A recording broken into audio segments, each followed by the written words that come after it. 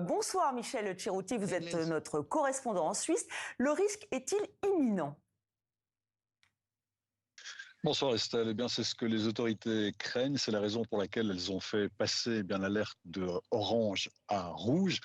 Il faut savoir que le village de Blatten a été évacué en novembre 2024 déjà, quelque temps avant que ne surviennent l'éboulement qu'on voit en image, cet éboulement qui s'est arrêté à quelques dizaines de mètres du village et depuis, personne ne peut y retourner sauf dérogation spéciale durant la journée. La nuit, il est interdit d'y séjourner. Pour autant, aujourd'hui, l'on craint que 600 000 mètres cubes jusqu'à 2,2 millions de mètres cubes tombent sur le village, là, car le terrain s'est déstabilisé encore un petit peu plus à la suite des fortes précipitations du mois de mai.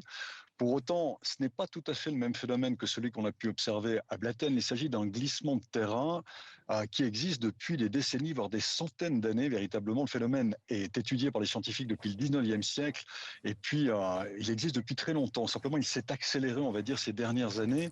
Et le risque, même si effectivement, la cause n'est pas la même que du côté de Blatten, le risque, l'épilogue pourrait être celui qu'a connu Blatten, c'est-à-dire l'anéantissement, l'engloutissement de ce village de 500 habitations dans un avenir relativement proche. Si les autorités ont décidé d'interdire tout passage par ce village, c'est qu'ils estiment effectivement que la montagne pourrait s'effondrer très rapidement. On a vu qu'à Blatten, lorsqu'elles avaient pris la décision de faire évacuer le village, finalement, quelques jours plus tard, le pire s'était produit.